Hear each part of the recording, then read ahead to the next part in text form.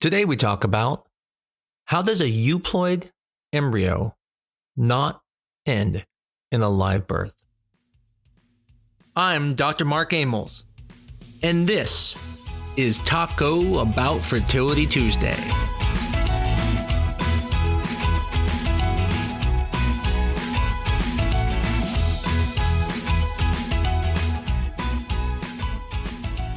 I'm not sure about you, but I personally find it very difficult to understand how you can put a genetically normal embryo, also called as a euploid embryo, into the uterus with a nice lining and everything looking perfect and not come away pregnant or even with a live birth.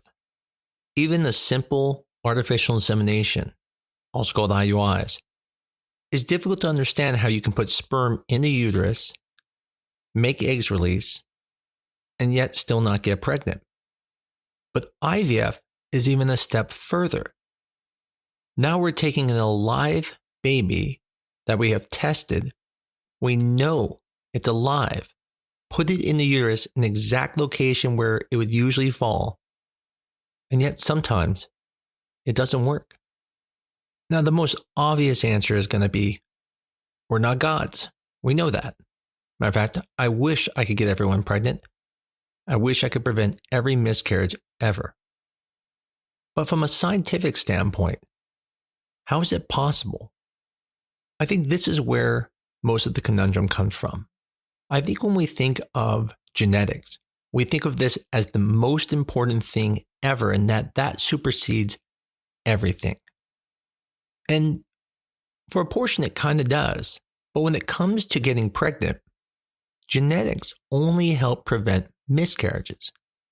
See, a normal embryo is going to have less chance of miscarriage, not zero. There are other types of miscarriage. You can have even developmental issues where the actual DNA is normal, but the embryo still messes up when dividing. Now, clearly there can be implantation issues when you think of things like the ERA, or there could be implantation issues due to things in the uterus. But let's say all those are perfect. Everything is perfect. We know the embryo implants. And yet still, it doesn't work. Let's even go further. Let's remove all the types of miscarriages out there. Let's remove miscarriages that are due to aneuploidy status. Let's remove miscarriages that are due to subchoric hemorrhages. Let's even remove miscarriages due to what most people get fearful of, immunology, where it's attacking the baby. Even with all of these gone, not every embryo that is euploid put in the uterus is going to work. Now, we can make arguments about things like, well, the testing's not perfect. And it's true. We can only see down to a small point, but not the smallest point. There are still issues that can occur in the DNA, even when it comes back normal, which I'll talk about a little bit more at the end. But the reason why it doesn't work is because it's not everything that matters. There are other things that matter, such as how the embryo is growing. I think the easiest way to think of this is thinking like a blueprint. DNA is a blueprint. It is the instructions for how the embryo and how you and I were able to be created. But instructions still mean someone has to follow them. There's a building that's being built across from my clinic, and that building probably has some blueprints. And those blueprints probably are perfect. Matter of fact, we can even guarantee they're perfect. We can have someone certify them and say, no, I've checked them, they're 100% correct. That is PGT. PGT is saying, hey, the blueprint is good. Nothing's going to go wrong due to this blueprint being wrong. But when they go to build the building, they don't know who the worker's going to be. They can have people who will mess up the building, and it wasn't because of the blueprint. Even the blueprint was certified, they can still mess up the building because it's not the instructions that are wrong. It's when they're building it, they made a mistake. Well, the same thing can happen to your embryo. It can implant, but then something just goes wrong. The cells are dividing so fast. Matter of fact, it's faster than cancer how fast it's dividing. And sometimes it messes up. And sometimes it can't overcome that. And that can lead to failure. And to be honest, it's depressing. The fact that you can do testing, make sure everything's good, certifying that blueprint, and yet can still have failure. But the thing is, it only proves none of us have control. Whether you believe in God or not, it is unfortunately out of our control. And that's why as fertility doctors, we do everything we can to make sure we put you in the best situation to get pregnant. And PGT is just another one of those tools. It's certifying the results of the blueprint saying these are correct. And that at least an abnormal blueprint is not going to be the reason for the building being made wrong or your embryo having issues. But it doesn't mean things can't go wrong. Things can absolutely go wrong. And unfortunately, when we're on the end of it, it's devastating and creates a feeling of hopelessness because you feel like after that certification, nothing can go wrong. Now, another interesting situation is when women get more mature. Now, I'm not talking 40, 42. I mean when women get around 44 and above. What we tend to see is that even when the embryo is normal, meaning euploid, we find that they don't work as well. And they end up having either more miscarriages or failures. Now, that seems strange. If everyone's dealing with the same rules and everyone has the same normal embryos, why would that happen? Although I don't actually have a known cause, I can tell you what I think. I think it's because as you get much further maturity, you end up having more genetic problems.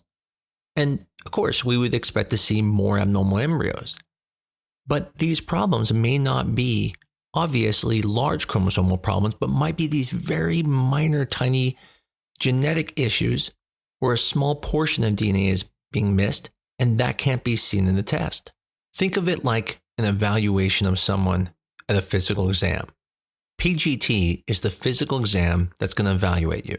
And we can look at the surface, look at the skin, look at the eyes, listen to the heart, and all those things may look perfect. And it'd give you a good bill of health. You would be euploid from the stance of PGT. But does that mean that there aren't things wrong inside that we can't see? Well, no, then you got to do other tests. And those tests, such as checking your blood, looking at hormones, or even doing a CT or MRI, may find things that PGT didn't because PGT can't see at that level. Now, let's say you weren't very good at doing your physical exams. So let's compare two people. We'll have a young person, 25, and we'll have someone who's 80. If you do the physical exam on the 25-year-old and you give him a good bill of health, and then you said, well, how good is PGT physical exam at predicting that they're a healthy person? You're probably going to be right, even though you never did the blood or the scans. Yet then someone who is 80, you do your physical exam, and you're like, perfect specimen. But the thing is, you're probably going to be wrong sometimes because there's a higher chance they're going to have another disease that may not show up on the PGT physical exam. And you need those other tests to find it. And that's the same thing when it comes to embryos. Women who are younger have so many normal embryos that even though PGT is very good and can look at chromosomes and see everything looks great for the young people, in reality, most of the embryos are good anyways. So it's predicting something that was going to be a high result anyways. But people who are 45, almost all of their embryos are abnormal. And so although PGT can pick up the big things and say, oh, this is bad, it's possible they may not get the small things. And since we don't have another test to figure it out, those euploid embryos end up being abnormal, but we don't know it because the PGT test can't look that deep. The technical reason for it is that as you get smaller and smaller on the pieces of DNA you're looking at, you start to get this thing called noise. The data is there, but the problem is it looks like noise. So they can't decipher whether that small piece is missing or is it just the noise in the test. Think of this like if you're in a room and a bunch of people are talking and you want to hear the people who are yelling, it's going to be pretty easy because they are much louder than the basic background noise. But if you wanted to hear a feather drop in the room and then hear it hit the ground, you're not going to hear the noise because the background noise is drowning it out. Even if you use sensitive equipment, you're not going to be able to distinguish what noise was from the feather and what was from the background. And so, although they may see these things on the test, such as the PGT test, they cannot call it because there's too much noise to be able to clearly call the result. I hope this episode was helpful. I know I've always struggled with trying to understand how could a euploid embryo not work, but hopefully this helps you understand that it would work, but the euploid stats only prevent problems from coming from the instructions being wrong, but it doesn't prevent problems from everything else. And so unfortunately, not every transfer does work. And I don't want you to be hopeless. I want you to look and go, okay, I know it's not perfect. I know we don't have this type of control. That doesn't mean you should give up. It doesn't mean you shouldn't try other things. That's where you talk to your doctor. But in the end, don't feel just because it doesn't work, there must be something wrong when it's euploid, because even euploid embryos sometimes don't work. As always, if you appreciate this and like this, please tell a friend about us and give us a review on your favorite medium that you listen to. Until next week, this is Taco Bout Fertility Tuesday.